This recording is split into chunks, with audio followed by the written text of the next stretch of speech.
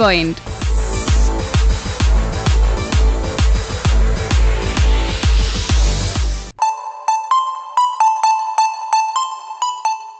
മുത്തയ്യ മുരളീധരൻ എന്ന ലോകപ്രശസ്ത സ്പിന്നറെക്കുറിച്ചാണ് silly point പറഞ്ഞു തുടങ്ങിയത്.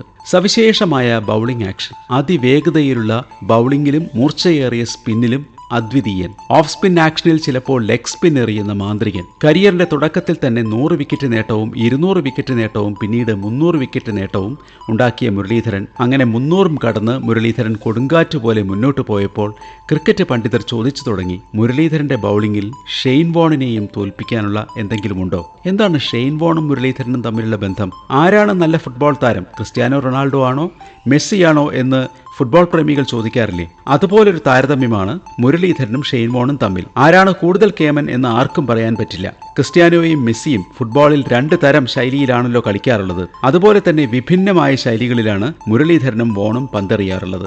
ആരെയും അമ്പരപ്പിക്കുന്ന ഓഫ് സ്പിന്നാണ് മുരളീധരന്റെ ആവനാഴിയിലുള്ളത്. എതിരാളികളെ വട്ടം കറക്കുന്ന ലെഗ് സ്പിന്നാണ് ഷെയ്ൻ വോണിന്റെ കയ്യിലുള്ളത്. കൂടുതൽ വേഗത ഒരു പക്ഷേ മുരളീധരനായിരിക്കും. പന്ത് കൂടുതൽ വെട്ടിത്തിരിയുന്നത് വോണിന്റെ പന്തുകളിലും. ഒരേ കാലത്ത് കളിച്ചതിനാൽ ഇരുവരും തമ്മിൽ ആരോഗ്യകരമായൊരു മത്സരവും ഉണ്ടായി. ആ മത്സരം ക്രിക്കറ്റിലെ ബൗളിങ്ങിനെ, പ്രത്യേകിച്ച് സ്പിൻ ബൗളിങ്ങിനെ മുമ്പൊരിക്കലുമില്ലാത്ത നിലവാരത്തിലേക്ക് ഉയർത്തി. പൊതുവെ ആളുകൾ കരുതിയത് പുതിയ ക്രിക്കറ്റ് ശൈലിയിൽ സ്പിൻ ബൗളിങ്ങിനേക്കാൾ ഫാസ്റ്റ് ബൗളിങ്ങിനാണ് സാധ്യത എന്നാണ്. പക്ഷേ 20-ാം നൂറ്റാണ്ടിന്റെ ഒടുവിലും 21-ാം നൂറ്റാണ്ടിന്റെ ആദ്യവുമായി സംഭവിച്ചത് നേരെ മറിച്ചാണ്. ക്രിക്കറ്റ് ലോകത്തിലെ ഏറ്റവും അധികം ടെസ്റ്റ് വിക്കറ്റുകൾ എടുത്ത ആദ്യത്തെ 4 ബൗളർമാരിൽ 3 പേരും സ്പിൻ ബൗളർമാരാണ്. 1, 2, 4 സ്ഥാനങ്ങൾ അവർക്കാണ്. മുരളീധരൻ 1-ാം സ്ഥാനത്ത്, ഷെയ്ൻ വോൺ 2-ാം സ്ഥാനത്ത്, അനിൽ കുംബ്ലെ 4-ാം സ്ഥാനത്ത്. ഫാസ്റ്റ് ബൗളറായ ജെയിംസ് ആൻഡേഴ്സിന് 3-ാം സ്ഥാനമുണ്ട്. ഫാസ്റ്റ് ബൗളർമാരിൽ തന്നെ സൂപ്പർ ഫാസ്റ്റ് ബൗളർമാർ എന്ന് നാം പൊതുവെ പറയാറുള്ള ഷോയിബ് അഖ്തറോ അല്ലെങ്കിൽ ജെഫ് തോംസനോ ആദ്യത്തെ 10 സ്ഥാനങ്ങളിൽ പോലും വരുന്നില്ല.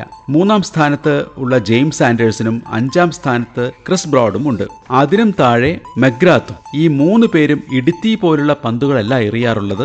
വളരെ നിയന്ത്രണത്തോടെ കൃത്യതയുള്ള പന്തുകൾ എറിയുന്നവരാണ് അവരൊക്കെ. 2004 മാർച്ച് 16 തന്റെ 87-ാം ടെസ്റ്റിൽ മുത്തയ്യ മുരളീധരൻ ഓസ്ട്രേലിയയുടെ കാസ്പ്രോവിക്സിനെ ക്ലീൻ ബൗൾഡാക്കി. അത് മുരളീധരന്റെ 500-ാം വിക്കറ്റായിരുന്നു.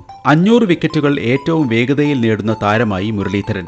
ഇത്രയും വിക്കറ്റ് എടുക്കാൻ ഷെയ്ൻ വോണിന് 108 ടെസ്റ്റുകൾ വേണ്ടിവന്നു. 2006 ലോകത്തിലെ ഏറ്റവും മികച്ച ക്രിക്കറ്റർക്കുള്ള Wisden leading cricketer in the world എന്ന അവാർഡ് മുരളീധരനാണ് കിട്ടിയത്. 6 ടെസ്റ്റുകളിൽ നിന്ന് മുരളീധരൻ 60 വിക്കറ്റുകളാണ് എടുത്തത്. അക്കൊല്ലം മുഴുവനായി എടുത്താൽ 11 ടെസ്റ്റുകളിൽ നിന്ന് 90 വിക്കറ്റുകളും. 2007 മുരളീധരൻ തന്റെ 700-ാം വിക്കറ്റ് എടുത്തു. ആ നേട്ടത്തിലെത്തുന്ന 2-ാമത്തെ താരം. ആദ്യത്തെ താരം ഷെയ്ൻ വോൺ തന്നെ. 2007 708 വിക്കറ്റുകൾ എടുത്ത വോൺ ടെസ്റ്റ് ക്രിക്കറ്റിൽ നിന്ന് വിരമിച്ചു. മുരളീധരൻ പിന്നെയും കളി തുടർന്നു. ഒടുവിൽ 2010 ഇന്ത്യക്കെതിരെ തന്റെ 800-ാം വിക്കറ്റും എടുത്താണ് മുരളീധരൻ വിരമിച്ചത്. പിന്നീടുള്ള മുരളീധരന്റെ ജീവിതം ജീവകാരുണ്യ പ്രവർത്തനങ്ങളിലായിരുന്നു. അതിലും അദ്വിതീയമായ പ്രവർത്തനങ്ങൾ അദ്ദേഹം കാഴ്ചവെച്ചു. ഇപ്പോഴും അത് അദ്ദേഹത്തിന് സാധിക്കുന്നുണ്ട്.